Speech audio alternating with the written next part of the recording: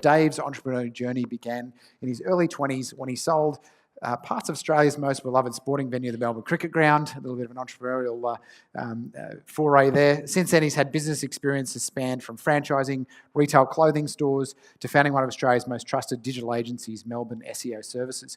In 2016, he successfully systemised himself out of that business, hiring a CEO and stepping back from the daily operations. Through the process, he became a systems devotee, founding SYSTEMology. And today, his mission is to free all business owners worldwide from the daily operations of running their business. To achieve this, Dave spends most of his time supporting the growing community of certified systemologists as they help business owners implement the systemology frameworks. He also delivers workshops, keynotes, addresses, and hosts his own popular podcast, Business Processes Simplified. And also, I've just noticed, which I only just found out then, so very generously, David has provided us with books for each of you guys as a gift. So I wanted to say thank you very much, Dave. I really, really appreciate that gesture. Thank you. And without any further ado, let's a massive round of applause for Dave Jenyns. Thank you. Hello, everybody. Great to be with you. As Sean mentioned a few years ago, it didn't quite line up that I got to attend one of these events live. And I bet one of these days we are going to do one in person. Today, we've got a zoom in, and we've got quite a bit of material that I'd love to cover with you. And we've got some limited time. Some of the things that I'll probably cover, I could probably normally talk about for a whole day. So I'm going to jump straight into it. I think I'm maybe a little bit unique in a lot of business groups that I speak to, in that I get excited by systems and processes. It's something that it's not like I enjoy documenting processes and creating checklists and writing out detailed instruction plans. As a business owner, I've fallen in love with the result of what great systems can bring. And I know with the title of this particular event, I'm going to feel right at home in this particular room. We all know how important systems are. They help you scale, they help you be more efficient, run more profitably. You get better outcomes for clients, you get better outcomes for your team, you get better outcomes for your partners. It helps you to build value and create a saleable asset.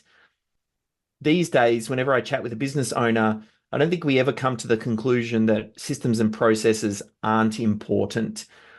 Generally, though, they're very rarely urgent. And that's a big part of the work that I want to try and help you with, and maybe break down some common misconceptions you have around what it takes to build a systemized business, and help you see that even if you might not see yourself as a systems person, or maybe you haven't had a systemized business in the past, that doesn't mean that you can't do this right now inside your business. So we'll overcome some of those as I go through the presentation. And my goal here really is just to inspire you with what is possible from systemization and show you perhaps a better way. Now, a lot of what I'm going to cover is in the Systemology book, which you'll get access to.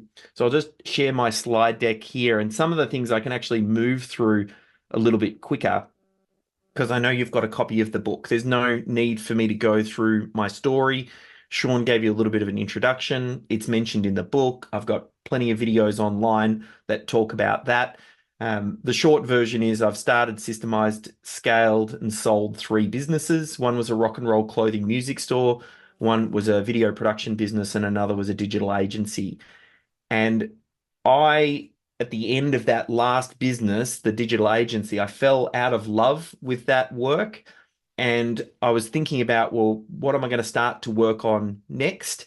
And I saw this area around systems and processes that I felt was very poorly addressed. I feel like systems and processes, at least how to get them down when you're first getting started, is something that was, there's not a huge amount of material on it. Yes, there's a lot of books like E-Myth and Scaling Up and Traction and Work the System and Built to Sell, where they build the case for systems, but there's actually very little work when it comes to and how do I do it?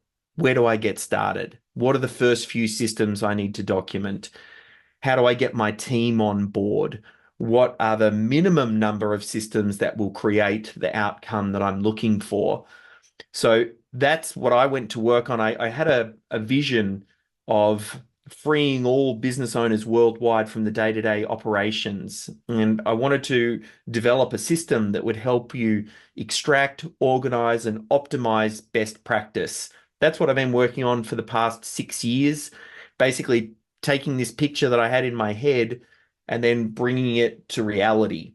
And I've been in the fortunate situation where my work has connected really well with a lot of business owners, and we've got some really extraordinary results as well. One story that I love, just recently I interviewed this guy. His name's Ryan Stannard. He runs a company called Stannard Homes, and they're a building company out of Adelaide. And his story, and I'll share a range of links with Sean that he can share out to the group after this so you can dig into the actual interview with him. But his story isolates or identifies a really big breakthrough that I've had in just the past couple of years when it comes to systemisation and what it takes. Ryan is a self-confessed high school dropout. He's built this $15 million building company out of Adelaide, and it's powered by rock solid systems. The big insight that he and I have had is this idea of the systems champion, and who is the person that really drives this initiative forward, keeps it front and center, and ensures it gets done. Because again, it's important, but it's very rarely urgent. So it's very easy for other priorities to step in, and we put systemisation and documenting process on the back burner. But of all of the successful companies that I've worked with, the common element that seems to come through is they've all identified a systems champion. And for Ryan, it was his daughter, actually. She came on board as an interior designer. She wanted to learn the craft of interior design, worked under their lead interior designer who, after about 4 months, actually resigned. Within those 4 months, though, Erin was recording and capturing what she was doing. She was learning under that head interior designer and was translating those into processes. It was her way of learning. And then Ryan intuitively spotted this and said, you know what? How about you go and do this with all of the key team members in the organization? Meet with them, find out their critical processes, record them doing the work, get it documented, organize it into a central location. And fast forward 18 months down the road, and Ryan's just completely transformed his business.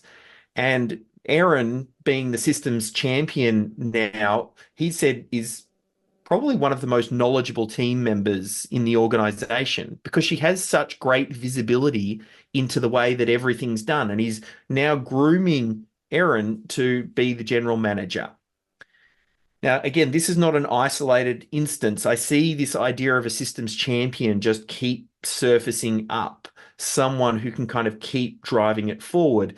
And for the business owner, it can create extraordinary outcomes. Ryan, just on the Christmas past, ended up taking 7 weeks off over the Christmas period, and the business continued to grow and operate, and they continued to deliver work for clients. So that's really the outcome that we're working towards.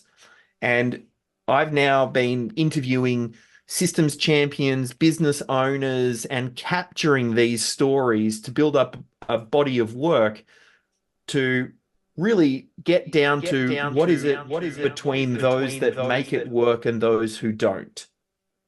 And we'll cover some of that today. We're going to actually cover 3 things. We're going to talk about what is systemology, and we'll go through the 7 stages. Fortunately, we can fly through that because you also have a copy of the book to reference. We'll talk a little bit about changing your identity, because while you might not be the person doing the documentation, you need to lead this initiative as the business owner. You have to let the team know that this is important and you're putting time, money, and resources behind it. And so we need to talk a little bit about how to make sure that you're going to stick with it long enough to get the result you're after. We'll talk a little bit about the systems champion towards the end, because building the freedom business that you're looking to build, really, you're going to need to assemble the right people around you. There is no way to build the business of your dreams without systems and processes. And this is not something that you can just keep putting off, because it doesn't get any easier. The more team members that you have, the more you start to grow, the harder it becomes to insert systems culture back into the DNA of the business further down the line. So it's actually never going to be easier than it is right today to start systemizing your business. So we'll talk a little bit about that as we move through today. So if we start off firstly, though, really thinking about what systemology is and what systems thinking is, I loved the title that Sean's given this particular event as Business as a System, because that's really the way that I think about business. It's very similar to the human body. The human body is a system. The human body has subsystems: the cardiovascular system, respiratory system, skeletal system. Now, think about the health of your body. If one of those subsystems is unhealthy, what happens to the overall health of the human body? It starts to pull down the overall health. All subsystems need to be running optimally to get an optimal result. What happens if one of these subsystems fails? It brings down potentially the entire human body. You can die if some of these subsystems aren't working and doing what they're supposed to. Now, the business, your business, is the same. Your business is a system. There are subsystems within that larger system of the business. And each of those subsystems has a particular responsibility of what it needs to deliver to the business to make sure that it runs healthily. Marketing's job, what is it? It's to generate leads for the business. Sales job, what's the job of sales? It's to convert those leads. Operations or client fulfillment is about delivery of the product or service. Finance is about managing the money into and out of the business. Oftentimes, a business owner might be strong in one or two of these areas. Maybe they're a great salesperson. Maybe they're a great technician, and they carry the load while some of the other departments aren't performing. Now, that can work only so long. And if you really want to get great results, all departments need to be firing. So your business is a system. The theme of this event is correct. I know we're on the same page with that, so we can dive into more about, well, what are the steps that you need to go through to make this happen? So I wrote the book to fulfill the need, as I said, of needing a system to systemize business. And it's a 7-step process. Many of you also are going to be able to dive into some of these stages with Rob Morgan. I know he's got a session a little bit later. He's one of our systemologists. In fact, he's a master systemologist and actually leads our community of systemologists. So you're in very safe hands with Rob, and he will take you through some of the key stages to get you started. I'm going to walk you through all 7 reasonably quickly so that we can really focus more on the identity and the systems champion, because while you need to understand the 7 stages of systemology, you aren't going to need to do every little piece. That's the role of the systems champion, to work alongside you to make this happen. So the first stage in systemology is to just answer the question, how many systems do you need to document at the start? Where do you start? What are the first 10 to 15 systems that you need to document? There is an infinite number of things you could document, but what are you going to start with? Something I like to always say is that just because you don't document something doesn't mean it's going to magically stop happening. So all we're really looking at doing is capturing your current best practice on a select number of systems and processes that we know are critical to the business. It's very easy to get overwhelmed with what could be documented, but it's just applying the 80-20 rule. The worksheet that you'll end up working through is called the critical client flow. This is what I cover in the first chapter of the book. And its purpose is to identify and uncover those systems. Oftentimes, a lot of people, when they think about systemisation, they're trying to get things just right and design the perfect system, when the reality is the best systems that you have are the ones that you're already doing currently.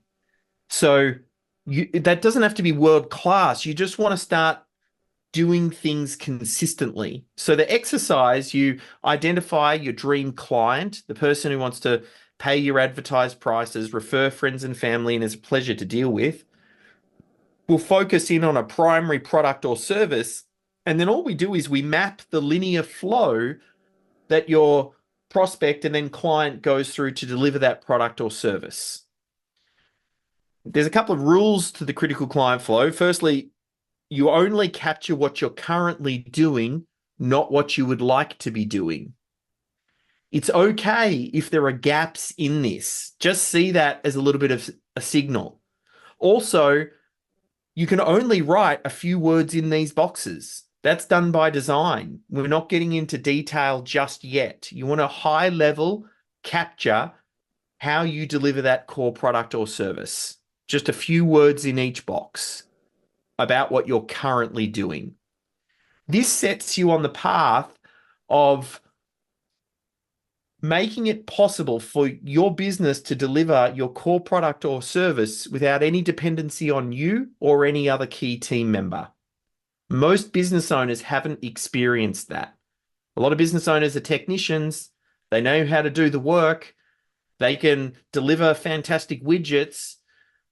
But if they're away on holiday, things fall off and don't get completed. So that's why I always focus on the critical client flow first, because if we can do this and the business can make money without you, then you can actually solve just about any other problem in business. Cash flow and money is the great equalizer. We can go hire someone to solve other problems, but we got to first make sure that the money can make, or the business can make money consistently without key person dependency.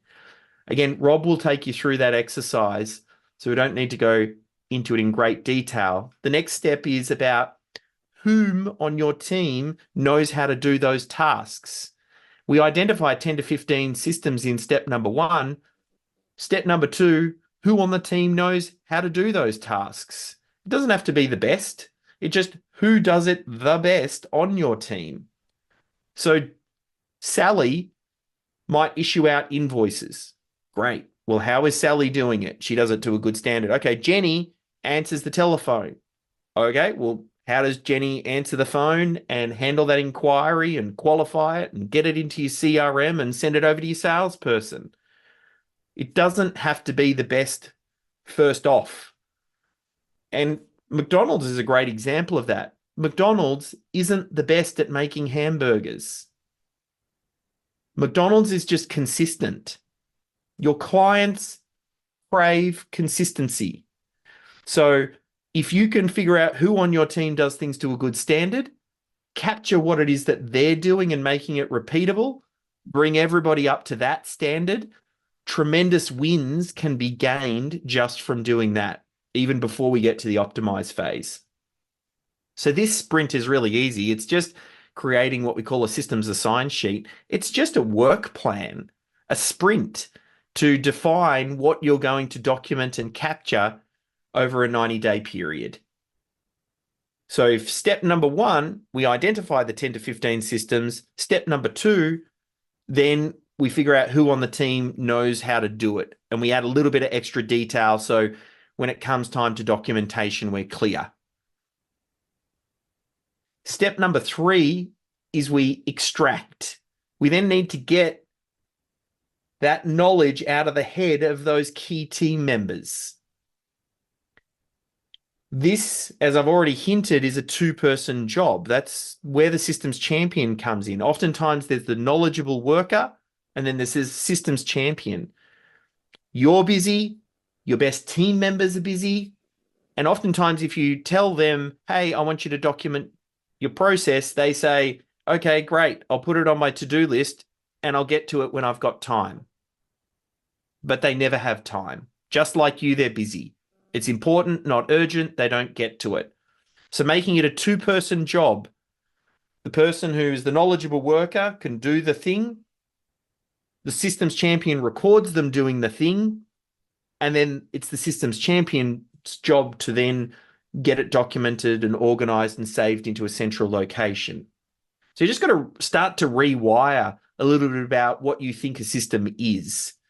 A system doesn't need to be some epic long war and peace manual that explains every single variation and, oh, if the client picks blue widgets, we do it this way. If they pick red widgets, they do it that way. If it's on a rainy day, it looks like this. If it's a wet day, it looks like that. Like, you just simplify, capture the most probable, record it as a video, and then the secret is to get your systems champion to then take those videos and then turn them into documented procedures. These are just a few of the systems champions that I've worked with that have been in a lot of the organizations that have had really great success. Now, this process has just got infinitely easier. It used to be worth it for a systems champion to watch these videos and manually record and write out those steps. ChatGPT has now made this so much easier. Transcribe those videos, feed the transcripts into ChatGPT, tell it to draft a process, take that drafted process, drop it into System Hub or wherever you're storing your systems, and then get your systems champion to polish it up. It was worth it before. Now you can do it in 1/5 of the time. There is no excuse not to get this done. It is so easy these days.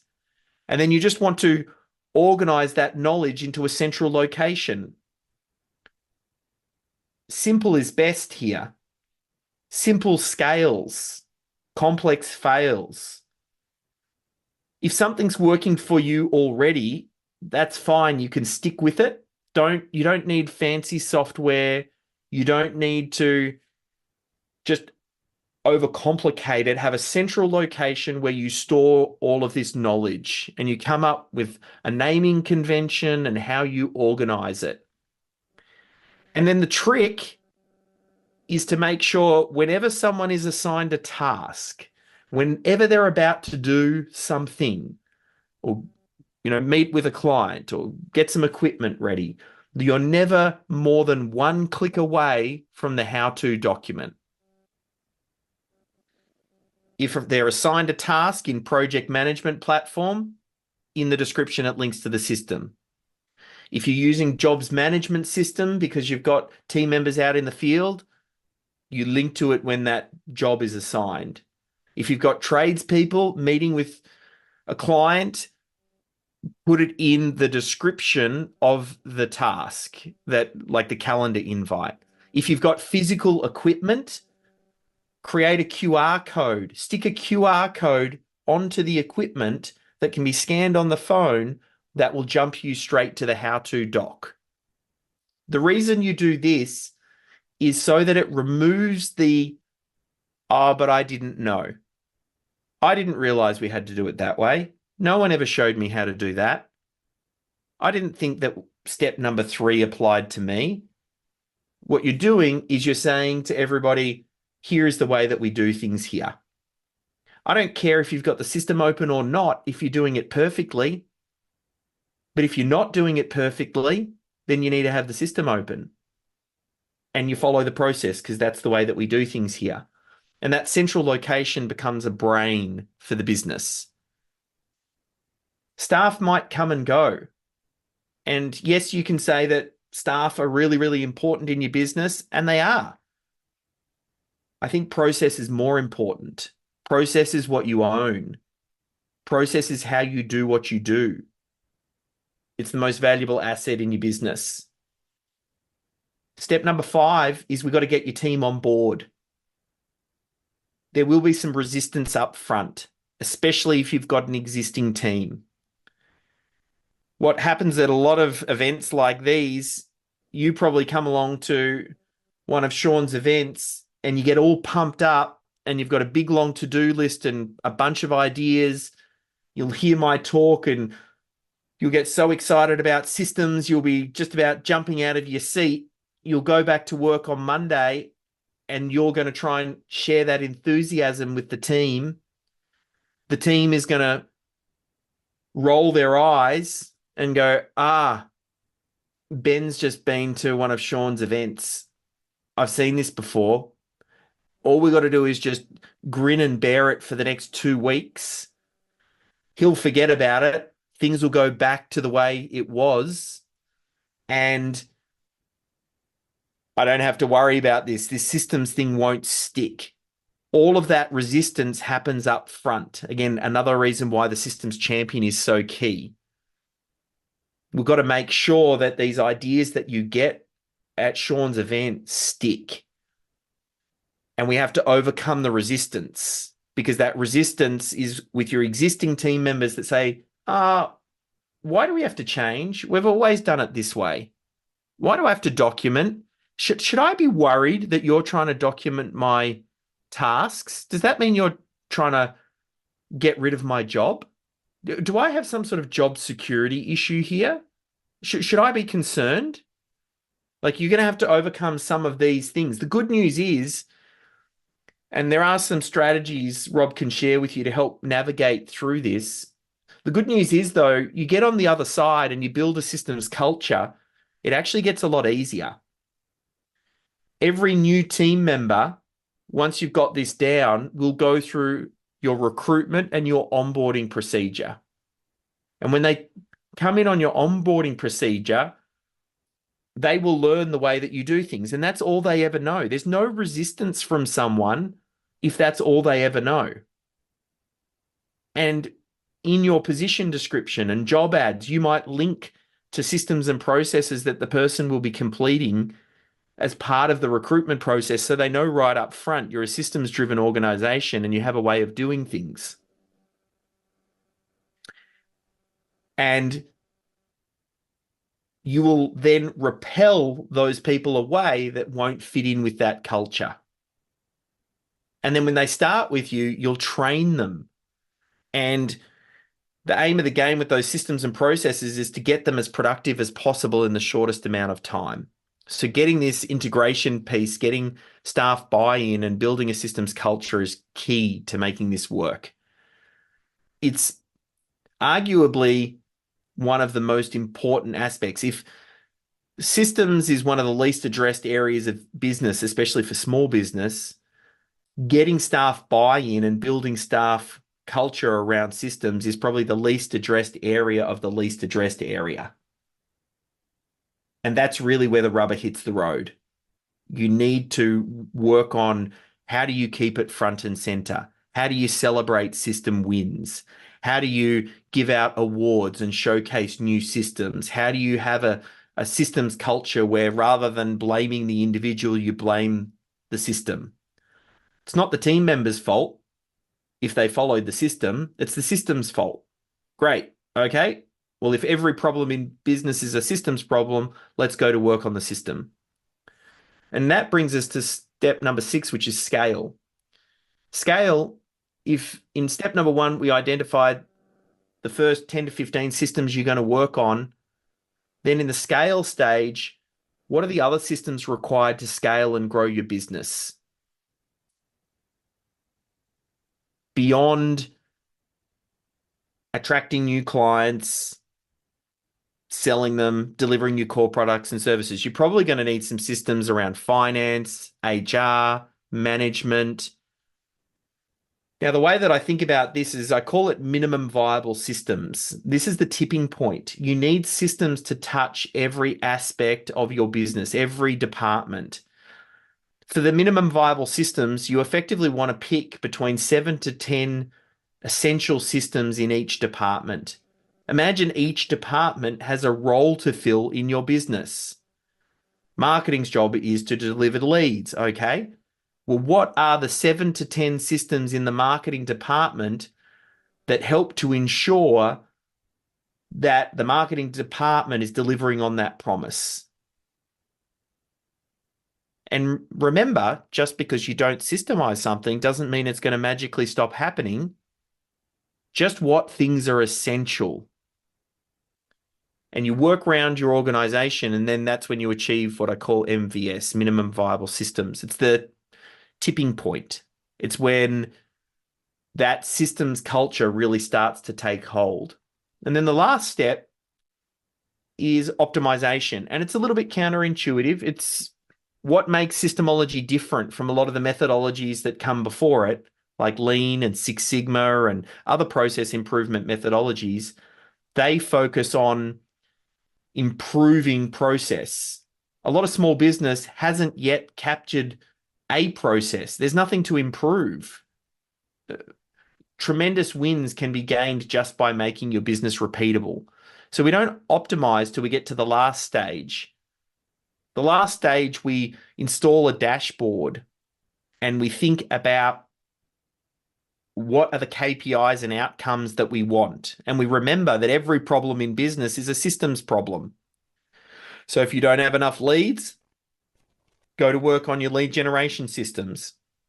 If you're having trouble with your sales and you need to improve your conversion, go to work on your sales systems. If you're having issues with your clients and managing expectations, maybe you need to work on your onboarding systems. Every system or every problem in business is a systems problem. So once you get to this level, you actually become very dashboard driven and you let the KPIs guide what parts of business you need to work on. This is an area, this last stage as well, that I've been doing most thinking, particularly over the last 12 months, with all of the changes that are happening with AI. Because when it comes to optimization and integrating AI into what you're doing, there's also a tremendous opportunity. AI, for the first time, enables you to deliver faster, cheaper, better outcomes. Normally, you'd only be able to pick two of them, but you couldn't have faster, cheaper, and better. Now with AI, you can. So this optimization phase has a lot to do with rebuilding process, incorporating AI in place. But we've gone through the 7 stages: define, assign, extract, organize, integrate, scale, and optimize. I understand if this is the first time that you're hearing this, that's a lot to take in all at once. I'm sure you'll get access to these recordings. You'll have a copy of the book. You'll be able to work with Rob, the systemologist, to really help you out. The whole idea, though, is to build the freedom business. You can't build a profitable, scalable business that removes key person dependency without systems. This is an essential part of this. You're building a little money machine that works without you. And that's really what we're all about. Most business owners never get to this stage. They are the technician. Michael Gerber said it best. He said, business owners have an entrepreneurial seizure. It's the technician, it's the hairdresser who goes, I cut hair day in and day out and I'm working for this joker.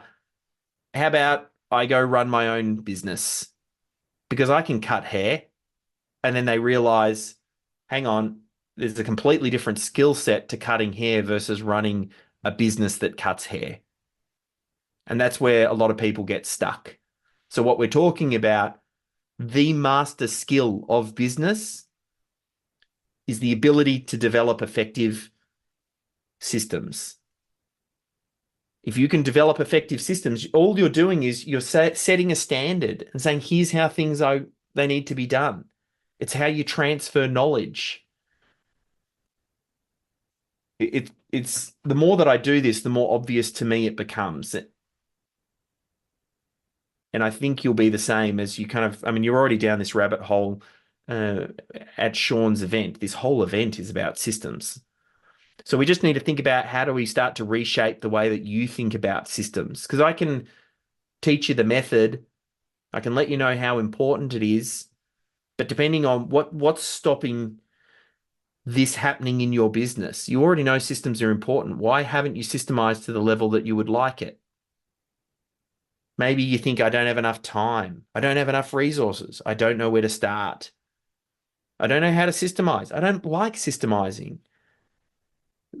Oftentimes, there's a lot of this head trash that goes on that gets in the way of you getting it done when you know it's critically important. It's important. It's just very rarely urgent. We need to move that. We need to change your belief system. You need to start to think, I am the owner of a systems-driven business. You need to believe that you get a greater ROI on your time and effort to document process than either not doing something or reinvesting that time elsewhere. When Michael Gerber said, work on your business, not in your business, what he really meant was work on your systems, not doing the technical work. Systems are working on your business. Your business isn't broken. Oftentimes, you can just get wins by making it repeatable. I believe that every problem in business is a systems problem. I believe that you can get extraordinary results by putting regular team members into well-designed systems. I believe that the value that the business gets from creating these systems is worth it. You need to believe that because it will take time, money, and effort. If you believe it, then you'll start to take the right actions. How would you act if you believe that the financial benefit of great systems far exceeds the cost of getting them documented and implemented? If you believe that the financial benefit was greater than what it cost to get them into place? What if you believed that business systems are the most valuable asset? How would you act? If you believed that the value in a business is in their systems, how would you act? I need you to believe it because you're going to have to lead this. You don't have to do it. You've just got to lead it. And you've got to show the team that we are putting time, energy, and resources into this, and you are supporting this, and you have anointed a systems champion, and we are doing this. That's your job as the leader. When you do that, something will change inside you. I remember working with this guy, Dave Porter from Portavac. They clean roofing gutters. They do commercial and residential. Like they hop up on the roofs and they use these vacuums to vacuum all of the rubbish out of the gutters. And when they're up there, they do a roofing report and then they send that off to the client and say, hey, we can do these roofing repairs. So Dave Porter had read the E-Myth and he knew systems were important, but he just couldn't quite make it to work. Then he read SYSTEMology and then he instantly got it. We started off by identifying Kane, who became his systems champion. Kane was initially out in the field working with tradespeople, getting it done, decided he didn't really like that role, came back to head office, and they were trying to find a new role for him. And they said, well, how about you be this systems champion? We started off and we mapped the critical client flow with him. We filled out the systems assign sheet and got very clear on what systems we were capturing over the course of a 90-day period. Kane then met with the key team members and recorded what they were doing and saved it into a central location. He even went out into the field wearing a GoPro and followed their top tradesperson around for the day, recorded him setting up the equipment, speaking to clients, climbing up on the roof, getting the truck ready, and he just made a truckload of little short videos. Those videos, then he watched them and pulled out the key steps. Those steps then became version number 1 of the system. Now, this is before ChatGPT. I've already told you it's even easier now. And then he continued to work towards minimum viable systems. Now, they've had some extraordinary outcomes and growth from going through this, but Dave said there was a turning point for him when something changed inside of him. One night, one of the trucks got returned to the office. The person put the keys back on the corkboard and went home. Dave looked at the truck and realized it was out of fuel. The equipment needed to be restocked. It was dirty. It wasn't going to be ready for tomorrow. Now, there's a follow-on effect of it not being ready in the morning. They have to prepare it. That pushes back start times. That means they don't meet client jobs when they need to, and the whole day runs late. It's really important to have them ready to go the night before. Normally, what Dave would do is that next morning he'd call a team meeting, he'd get everybody together, and he'd yell at them. And they say, we can't do it like this. I need you guys to be better. I need the trucks ready. They need to be cleaned. You do this again, and you'll start losing shifts. I've told you 1,000 times this needs to be better. That's how he would normally do it. But something had changed inside Dave. As he went through this process, he realized, hang on, there's a problem in my business. That means it's a systems problem. So instead, what he did was he wrote out a little checklist, put it on a clipboard that hangs next to the corkboard where the keys get put down. The next morning, he calls a team meeting and says, hey, everybody, moving forward, before you put the keys on the corkboard, I need you to go through this checklist. Make sure the car is filled with fuel. Make sure it's cleaned. Make sure you've restocked it with the equipment. And you're not allowed to put the keys back on the corkboard until you've gone through and checked this checklist off. He went to work on the system, and it made it infinitely easier to performance manage team members if they don't follow the system, because it's like, hey, this is your job. We've outlined the expectation. I've told you what to do. Here it is. Like if you do that again, 3 strikes and you're out. He fixed the problem like that. He fixed it at the system level. And he did it because something changed in him. He started to realize how important systems are. That's the bit that we have to get with you. I know you've got a full day with Sean over this event, and I think we can lock in on that. But it comes down to you. There needs to be a level of commitment. You need to be committed to getting this result. You need to understand that you can't build the business of your dreams without this. You need to understand that putting this off, it's not going to get any easier. It's the easiest it'll ever be right now. And it has never been easier in the history of business to systemize your business than right now because of all of the AI tools. You've got to start this and keep going until you build a systems culture and the team says, this is how we do things here, because that's when all of the magic and the reward and the effort comes for that work.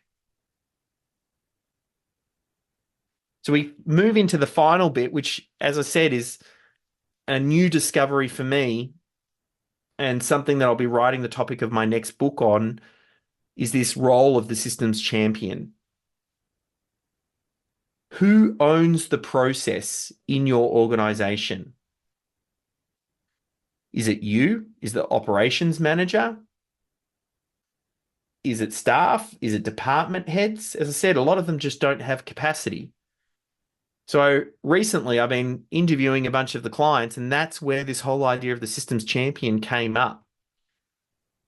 My preferred method now is to find, it's like a junior apprentice. Oftentimes the best systems champion it's the junior person who knows how to do the technical work. It's the junior mechanic, the junior lawyer, the junior accountant, the junior design person, like whatever the junior person is, interior design. And you're giving them a gift. They're hungry. They know how to do the technical work. And then you're actually teaching them how to run a business that does that technical work. What a magnificent gift to give them, because most people only ever understand the technical work. So finding that person and understanding that they maybe one day could evolve into being the general manager or the operations manager. They may or may not. The systems champion you have today might not be the same systems champion that you have in 6 or 12 months or 24 months. As long as you've got someone, and that can change over time, you just have to find someone to start. Now, as part of that work I was doing, I interviewed a bunch of systems champions, and then I took all of their responses, transcribed it, fed it into ChatGPT, and asked ChatGPT, based on all of these interviews I've had with systems champions, can you tell me what the top common qualities amongst them are? And the reason I did that is so you can start to identify who is the right systems champion. Now, you might have someone on staff and they could be perfect for the role, or you might need to recruit for this role. You're looking for someone who is naturally organized and systems driven, who can adapt and learn quickly, detail oriented, have strong communication skills, is great at connecting with people, and they're curious and they want to learn more, and they're flexible and they've got this passion for improvement. We're looking for those qualities in an individual because that's what makes a great systems champion. And there's a spectrum here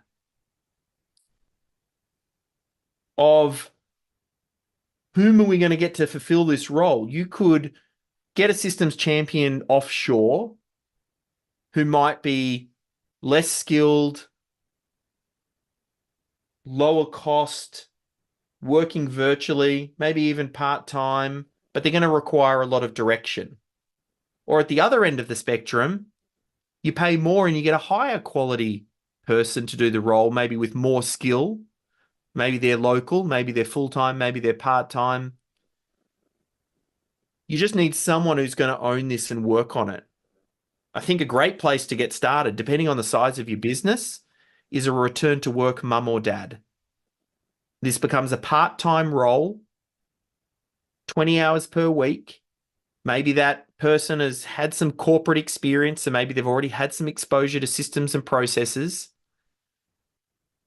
But now they're trying to get back into the workforce and they prioritize flexibility over pay. And you give them this little mission for the next 90 days, I want you to document the critical client flow. And maybe you work in sprints with them. That's one way to go, a great way to start. Or you can look offshore and you get an offshore VA. And again, sometimes they might require a little bit more direction, but you just have to start with something. Understanding that the VA you have today or the systems champion might not be the one that you have further down the line. But their documenting process and that asset stays with you. So you're just constantly improving that asset. And you have to figure out what's going to suit you best. I'll share a link here. It's just systemology.com/BSA/ description. And again, I'll get these slides and things over to Sean and the team. That's a position description for a systems champion. So that might help you to define the work and the responsibilities of that person. Who knows? Maybe you've got this person on staff already and this is just a new role. But if that's the case, you've got to make sure that they have capacity. There's no point in giving this to someone who's really, really busy because they're not going to get it done. And then what do? Well, you work them through systemology. They go through the 7 stages. They capture the critical client flow and identify the 10 to 15 systems to start. They transfer it to the systems assign sheet, they add a little bit of extra detail, and then they start to meet with knowledgeable workers. They record those tasks getting done and they store it into a central location. They transcribe those videos, feed it into ChatGPT, and then start to further customize the output. The next 90-day sprint, they start working towards minimum viable systems. Minimum viable systems, depending on how much time and effort you give it, it's probably 2 sprints of 90 days. And then you work with them to build a culture of systems and talk about systems on team meetings and showcase system wins, celebrate when someone does something right, lead by example. So that's a lot of what I wanted to cover. I've caught us right up on time because the goal was to try and get us on at 2:30 here, and I'll be able to take a few questions towards the end if the AV works. But we've covered what is systemology and went through the 7 stages. We looked at a couple of case studies throughout. We talked about your identity. Really, that's a key part. Unless you actually believe in this, you're not going to stick with it. And when it gets hard, you're going to give up. And then it actually does more damage to your business if you give up part way, because then your team thinks, oh, yes, we can't be systemized. We're too creative for systems. Systems work in other businesses, not in ours. Dave doesn't understand my business. My business is different. You don't know how busy I am or the responsibilities that I have or the tasks and the pressure I get from the team. And this can't be done. And then you'll reinforce that if you give up part way. This is not, you need to burn the bridges behind you. And this isn't necessarily all going to fall on your shoulders. The bit you need to lean into is changing your identity as a systems-driven business owner. And then you need to find the right person to help work with you to bring this into reality, the systems champion. So we covered quite a bit. That was just a lot of Dave sort of on a soapbox for 60 minutes. So I'm happy to open up. We can take some questions. I know we've got either type it into the chat. I'm happy to read those for those that are watching virtually. We've also got those in the room. Perhaps I'll hand back to Sean or the room to see what's the best way to take a few questions. Appreciate that. We'll go to Heidi.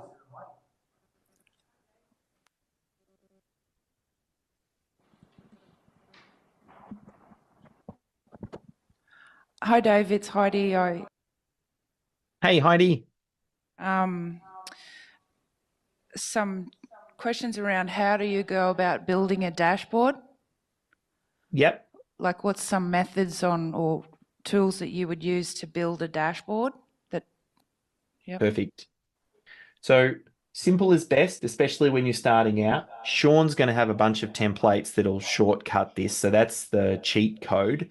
That said, keep it simple. You don't want more than 10 to 15 numbers to start with. Use a spreadsheet. You don't need fancy software or anything like that. I would typically pick numbers that relate back to the critical client flow. So I would be thinking about how many leads did I generate? What's my conversion rate? How many new clients have I onboarded, or how long does it take for me to deliver that product or service? How many people either repeat or refer? They're just a handful of numbers, and you might choose some other numbers from some of the other departments. Really what you need to build if you've not got a dashboard in place is version 1, and you have to build up the muscle of consistently updating that dashboard and reviewing it. It needs to be someone's job. You create a process around pulling those numbers and getting them onto a dashboard. And then you need to have it as an agenda item, maybe once a month or every week, depending on what type of dashboard it is, to then review those numbers. So that way it becomes part of the system to capture it, but also to review it. And then from there, yeah, you'll learn to interpret and read the numbers. And when you're not happy with something, again, every problem is a systems problem. So then you can lean into, okay, well, what makes up that number? Okay, if we're recording how many leads we've got, well, what are the systems that influence how many leads we're getting? And are they firing correctly? Do we need to add new systems in? And that's when you start to work through that process. Is it a thing where you can use Zapier or other things to get like so no one has to do it? It just does it automatically? You can. Some CRMs, depending on sort of the level that you've got, like a HubSpot might even do it automatically and pre-populate a lot of the data into a dashboard. That said, though, if you're just getting started, do it manually and have someone responsible for those numbers, because something happens when someone has to enter that number in and they know there is a target and you're reviewing that and you're discussing it. It's someone is going to take ownership. Whereas if it's all just squirted in by Zapier and automated, like these numbers should be KPI related to KPIs and important drivers in the business. So by doing it manually, it helps someone take more responsibility. Any other questions from the room or from online? I haven't seen any things below. No, all good. All right. Well, thank you, Dave. Really appreciate your generosity with the books and you donating your time to support our group once again. Thank you so much. I want to give a massive round of applause to Dave Jenyns. Thank you. Thank you.